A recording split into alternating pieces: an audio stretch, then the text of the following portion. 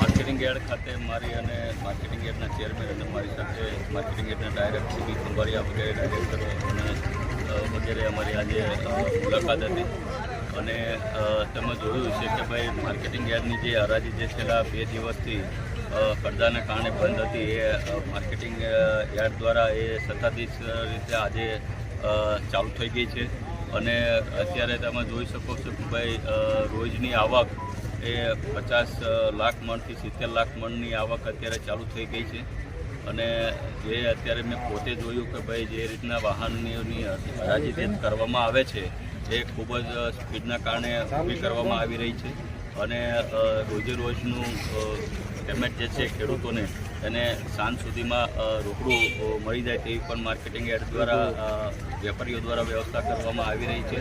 અને ખેડૂતોને કોઈ પણ પ્રકારની અગવડતા ન પડે એના માટે પાણીની વ્યવસ્થા, સવારે રાહત દરે નાસ્તાની વ્યવસ્થા એ બધી કરવામાં આવી રહી છે. અને તમે જોયું છે કે મારું બોટાદનું માર્કેટિંગ યાર્ડ જે છે એ સૌરાષ્ટ્રના બીજા નંબરનું સૌથી મોટું કપાસ ઉત્પાદન કરતું આ માર્કેટિંગ યાર્ડ છે. તમે જોયું છે કે સિઝનનો કપાસની દર વર્ષે આવક જે છે એ 90 લાખ મણ કરતાં પણ વધારે આવક ધરાવતું માર્કેટિંગ યાર્ડ છે. અને આની મેં રજૂઆત માનનીય સરકારશ્રીમાં પણ કરી છે કે ભાઈ મારું બોટાદ જે છે એને એક જીનિંગ અને સ્પિનિંગ સ્પેશિયલ ઝોન જાહેર કરી અને આયા મોટા ઇન્ડસ્ટ્રીઝ સ્પિનિંગ માલિકોને જીનિંગ માલિકોને રાહત આપવામાં આવે તે પણ સરકારમાં એક માંગણી પડી છે. ટૂંક સમયમાં સરકાર આ વિશે પોઝિટિવ નિર્ણય પણ લેવા જઈ રહી છે. ઉમેશભાઈ, ખેડૂત મહાસભા ઘટના કેવી રીતે જોવો છો?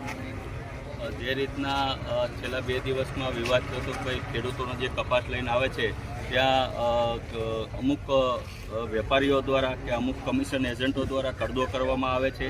તેની પણ માર્કેટિંગ યાર્ડને ચેરમેનશ્રીએ કડક સૂચના આપી દીધી છે કે ભાઈ જો આવા કડદા કરવામાં આવશે તો એનું વેપારીઓનું કોઈ પણ છે એનું લાયસન્સ રદ કરવામાં આવશે અને જરૂર પડે તો પછી ગુના પણ દાખલ કરવામાં આવશે. એટલે કડક પગલાંનો આદેશ પણ આપ્યો છે. કોઈ પણ ખેડૂત હોય, એ બોટાદનો ખેડૂત હોય કે આજુબાજુના બીજા જિલ્લાના ખેડૂતો હોય, ખરેખર આ માર્કેટિંગ યાર્ડમાં છે અમારું બોટાદ તાલુકાનું માર્કેટિંગ યાર્ડ નાનું એવું જ છે, કારણ કે તાલુકા પૂરતું જ માર્કેટિંગ યાર્ડ છે.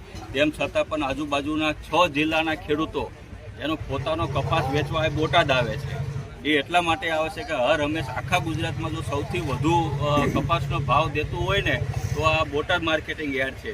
ગુજરાતમાં જે અન્ય માર્કેટિંગ યાર્ડો જે છે એની કરતાં 25 રૂપિયા 50 રૂપિયા મણે વધુ હોય છે આખા ગુજરાત કરતાં. અને બીજું બોટાદ જ એક માર્કેટિંગ યાર્ડ એવું છે કે જ્યાં ખેડૂત સવારે કપાસ હરાજી લઈને આવે છે, સાંજે તો એનું રોકડું 1 કરોડ સુધીનું પેમેન્ટ હોય તો એને રોકડું મળી જાય છે. અન્ય જિલ્લાઓ જે છે કે ભાઈ બાજુમાં રાજકોટ જિલ્લો છે, ત્યાં છે ગોંડલના ખેડૂતો, વિછિયાના ખેડૂતો, સદ્ધરના ખેડૂતો અહીંયા હરાજીમાં આવે છે.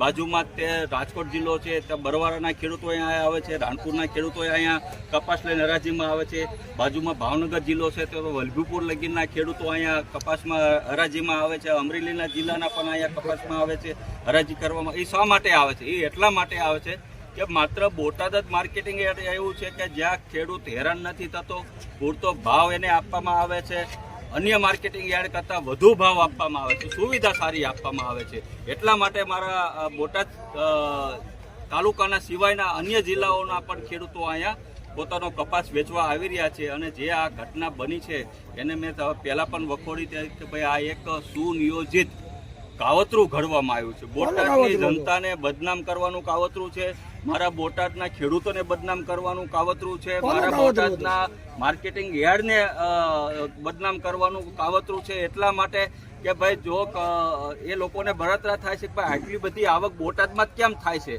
કેમ ચોટીલામાં નથી થતી, કેમ લીમડીમાં, આપું જવાબ કેમ લીમડીમાં નથી થતી? બરાબર, ત્યાં તે માર્કેટિંગ યાર્ડ છે જ તે દરેક જગ્યાએ દરેક તાલુકામાં રાજ્ય સરકારે પોતપોતાના માર્કેટિંગ યાર્ડ બનાવ્યા છે. તો લીંબડીના ખેડૂતો આ બોટાદમાં શા માટે કપા લઈને આવે છે? ચોટીલાના ખેડૂતો શા માટે આ બોટાદમાં કપાસ લઈને આવે છે? એટલા માટે કે અહીંયા એને પૂરતો ભાવ મળે છે, સમયસર પેમેન્ટ મળે છે, કોઈ ખોટું થતું નથી.